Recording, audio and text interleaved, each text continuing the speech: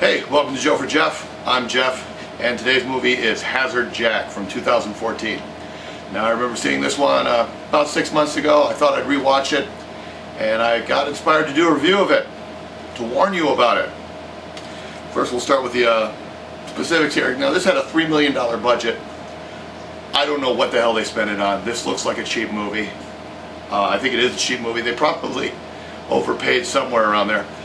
The director is David Worth. Now, he's worth noting because he's directed some of my favorite movies, and I even wrote them down. He directed Never Too Young to Die with John Stamos and Gene Simmons. Awesome movie. I have it on VHS. Lady Dragon 1 and 2, Cynthia Rothrock. Anything she does is awesome. Bloodsport with Jean-Claude Van Damme. He directed that. And he also directed Shark Attack 3 Megalodon. All of them good movies. So I know the director has some talent. Apparently nobody else in this movie does. Let me give you the plot quick. Hazard Jack is a serial killer. Apparently he's a war vet with post-traumatic stress disorder. Although the war vet part doesn't really fit into the character, he's more like a killer construction worker. He walks around with a tool belt of tools that he's modified to kill people, and he has made an abandoned hospital his home. The movie opens up by giving you a flashback telling him he's been fired, he ends up in the hospital, yada yada yada. Now, some kids do this extreme paintball thing every month, and they're looking for a location, and the guy with the computer and glasses comes across the hospital, and they decide to pick that as their location. Now, there's not a lot of paintball in the movie, even though everybody's supposed to be such an extreme paintballer. What happens is the kids show up, they set up everything, they're going to start playing at midnight, which, by the way, is a horrible time to play paintball. Drink, fool around, you know the drill. Anyway, Hazard Jack is there and he starts killing everybody off one by one. Some of the problems with this movie right away. In the beginning of the movie, there's the obvious killer must kill somebody unrelated to the plot. Just an opening murder. Well, it doesn't really happen as an opening murder, but one of the girls who's been captured, I don't know where she came from, she screams. Somebody calls a security company. The security company sends an officer out to the hospital. He runs through the abandoned hospital looking around, and he gets killed by Hazard Jack. Nothing happens with that. Now, I've worked with a couple security companies. If you go to a location and you don't call back, they come looking for you. And apparently nobody comes looking for this security guard, even though his car still must be at the hospital. But again, one of those little loopholes that never gets tied up. Anyway, so the kids start going paintballing, Hazard Jack starts killing them. Now, there's no final girl and final guy. There are actually 4 survivors of this movie. And I'm going to spoil the movie so you don't have to watch it. Basically, he kills everybody, leaves 4 people. The computer guy and his girlfriend, you're supposed to think he's a lesbian, but actually isn't. And the final girl and her boyfriend. They all live. Hazard Jack kidnaps the final girl. Her boyfriend rushes in and tries to save her. He does a horrible job of trying to save her.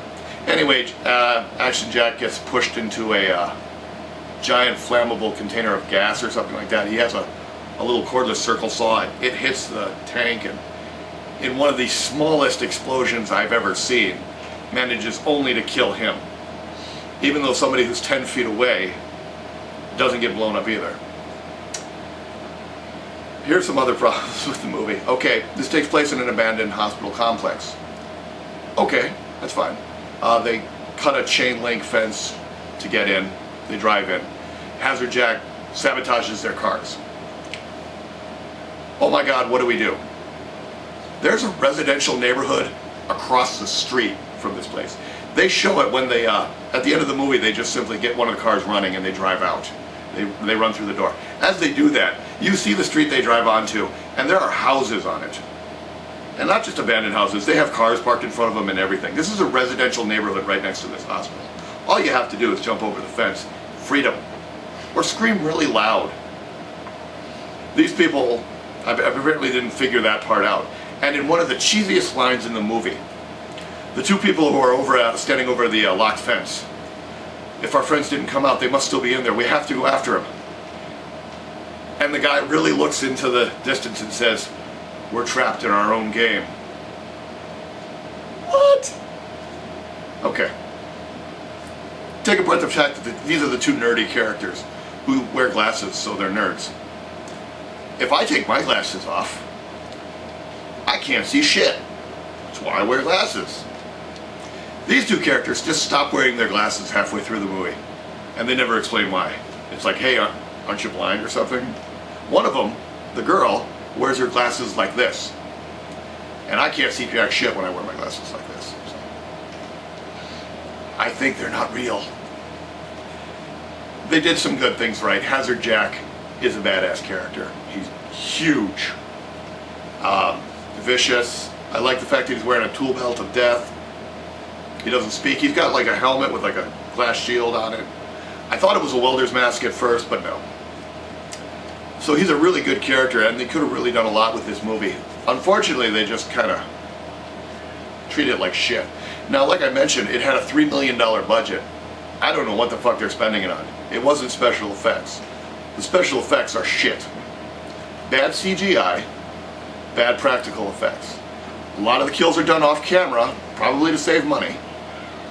And what is on camera is always like cutaway shots. Like, they have the black guy who has a video camera, so you know he's dead. He's got two stereotypes right there.